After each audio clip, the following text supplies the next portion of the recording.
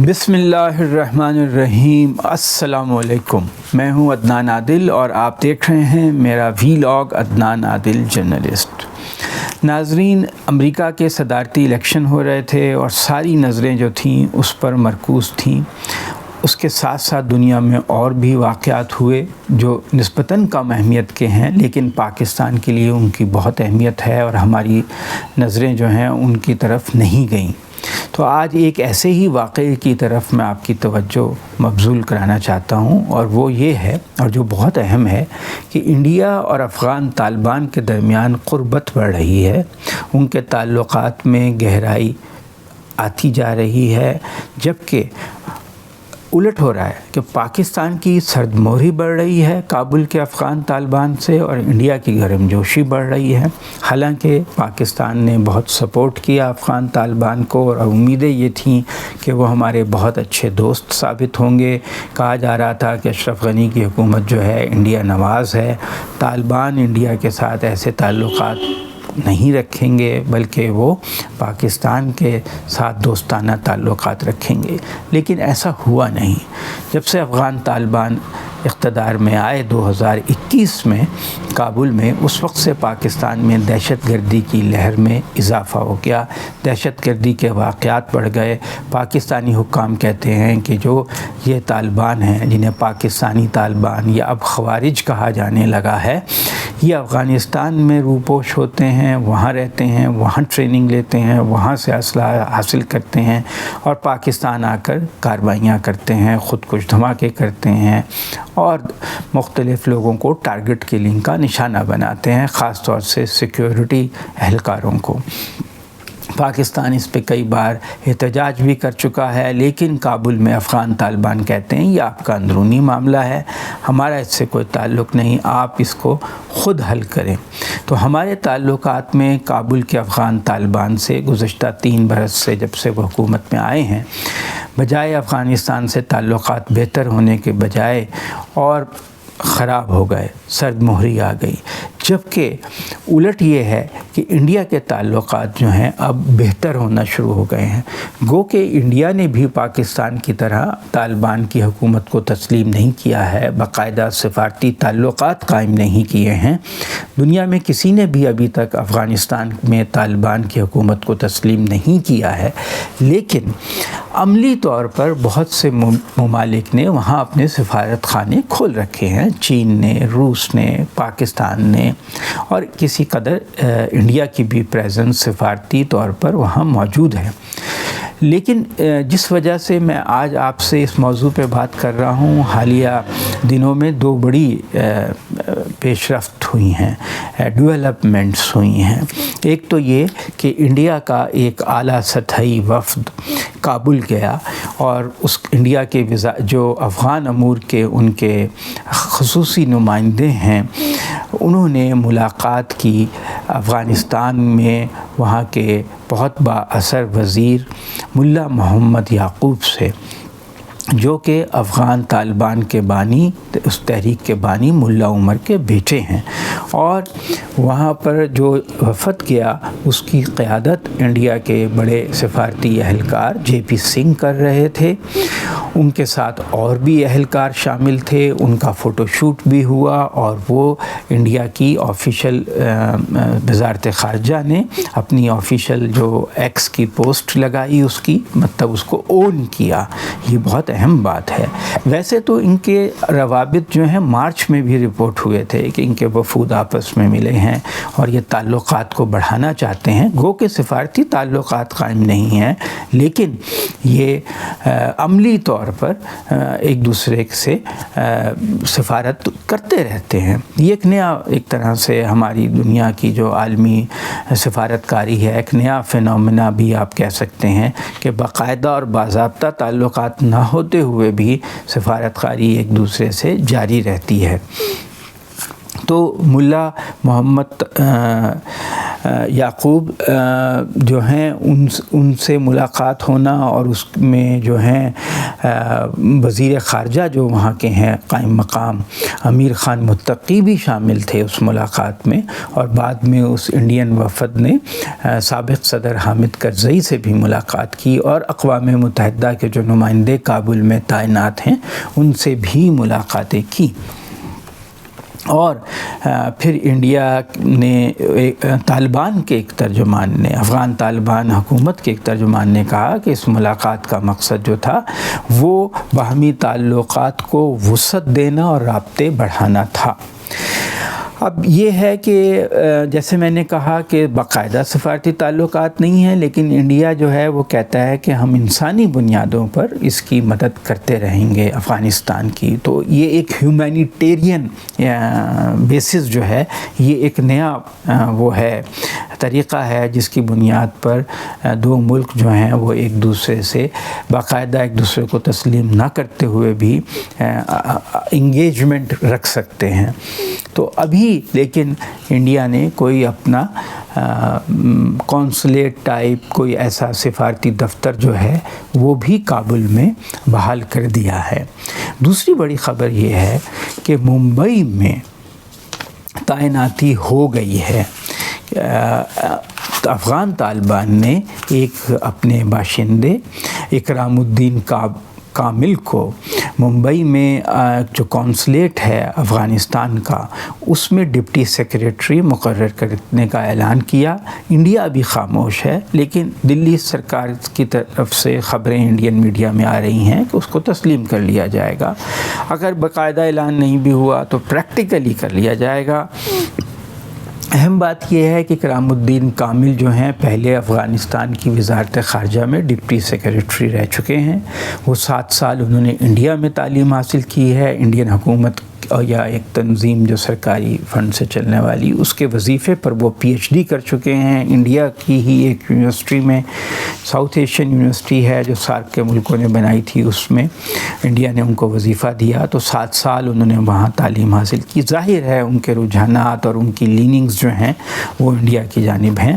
India میں بڑی تعداد میں افغان باشندے رہتے ہیں جنہیں کونسلر سروسز کی ضرورت رہتی ہے۔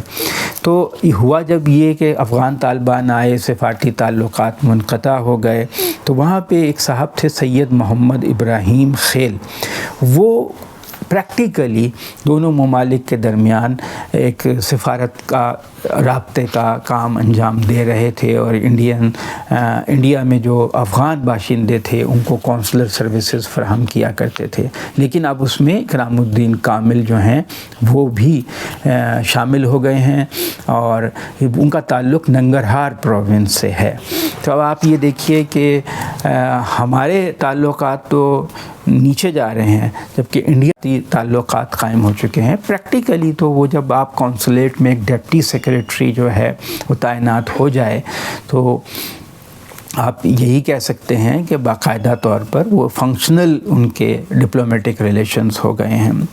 اب افغان طالبان جو ہیں بار بار یقین دہانی کراتے رہے ہیں انڈیا کو کہ ہماری زمین جو ہے افغانستان، ہمارا ملک آپ کے خلاف استعمال نہیں ہوگا۔ مقصد اشارہ یہ ہے کہ ہمارے ملک میں کوئی کشمیری ملیٹنٹس ایسے وہاں پہ روپوش ہو جائیں، ٹریننگ لیں، پھر انڈیا میں جا کے انڈیا کے مقبوضہ کشمیر میں کارروائیاں کریں، ایسا نہیں ہوگا، ہم آپ کو یقین دلاتے ہیں۔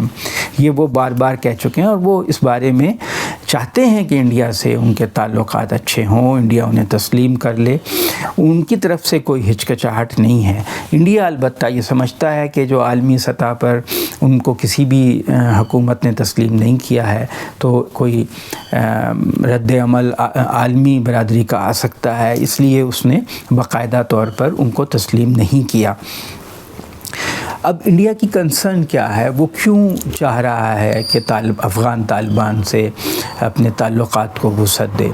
اس میٹنگ میں 2 باتیں ہوئیں۔ ایک تو انڈیا نے ان کو آفر کیا، پیشکش کی کہ آپ جو بیرونی تجارت کرتے ہیں، افغانستان کو تو کوئی سمندر نہیں لگتا، لینڈ لاکڈ کنٹری ہے، چاروں طرف سے خشکی میں گھرا ہوا ہے، ایک طرف ایران ہے، ایک طرف پاکستان، ایک طرف چائنا، اور تو 2 طرف بلکہ ایران ہے، اور پھر سینٹرل ایشیا کے ممالک ہیں۔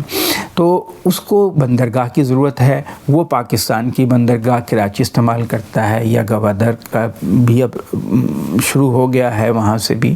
تو گوادر کے بالکل ہی قریب ایک ایران کی بندرگاہ بھی بن گئی ہے جو کہ انڈیا نے بنائی ہے اور انڈیا کے زیر نگرانی کام کرتی ہے، چابہار کی بندرگاہ. تو انڈیا نے آفر کیا ہے کہ آپ پاکستان سے جو اپنی تجارت کرتے ہیں بیرون ممالک سے، وہ پاکستان کی بندرگاہ کی بجائے آپ ایران کی بندرگاہ چابہار سے کریں. تاکہ مقصد یہ ہے انڈیا کا کہ بزنس جو ہے وہ ان کو ملے، تو ان کو ٹیکس کی آمدنی ہوگی، اس میں جو فیس ملتی ہے بندرگاہ کی سہولت دینے سے. اور یہ کہ افغانستان اور پاکستان کے درمیان جو گہرے تجارتی تعلقات ہیں اور جو ڈیپینڈنس ہے افغانستان کی پاکستان پر، وہ کم ہو جائے. انڈیا یہ چاہتا ہے کہ افغانستان اور پاکستان کے درمیان جو ایک رابطہ ہے اس کو کمزور کیا جائے اور اس کی جگہ جو ہے وہ اپنے روابط بڑھا لے. دوسرے، افغانستان ایک روٹ ہے سینٹرل ایشیا تک جانے کا اور آگے روس تک جانے کا. تو انڈیا جو ہے وہ ایک بڑا پروڈیوسر ہے، اس کی بڑی صنعتی پیداوار ہے. وہ چاہتا ہے افغانستان کے راستے وہ اپنی تجارت کو فروغ دے سینٹرل ایشیا تک، روس تک.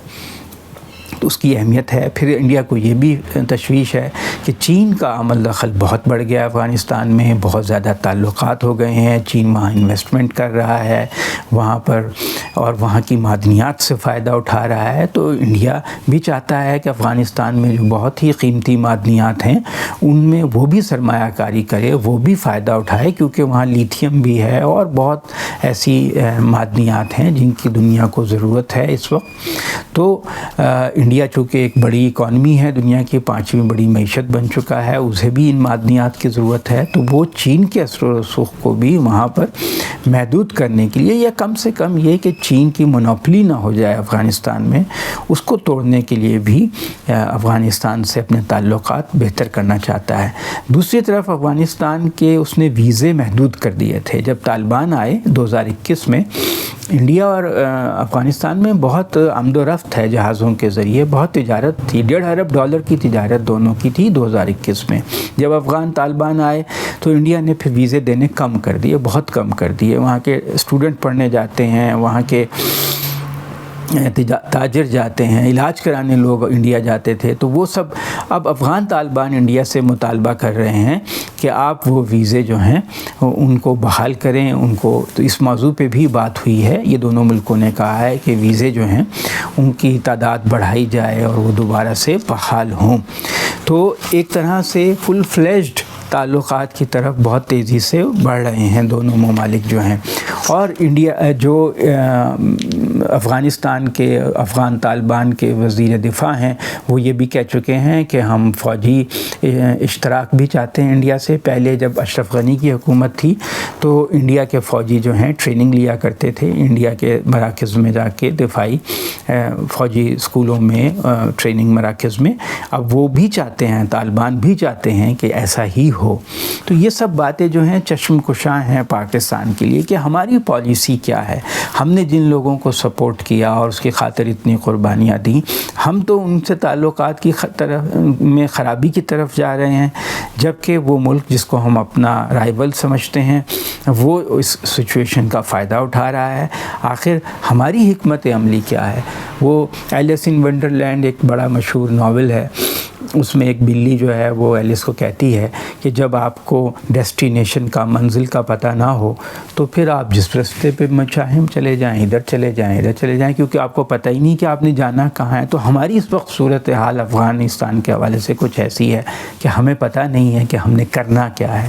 تو جس طرح انڈیا اور افغانستان کے تعلقات میں توسیع ہو رہی ہے، ہمیں بھی اس معاملے کو سنجیدگی سے لینا چاہیے اور افغان حکام کو انگیج کرنا چاہیے اور ان سے اپنے ڈفرینسز کو ریزالو کر کے اپنے تعلقات میں وسعت دینی چاہیے. کیونکہ ہمارا تو بہت بڑا بارڈر لگتا ہے ان کے ساتھ.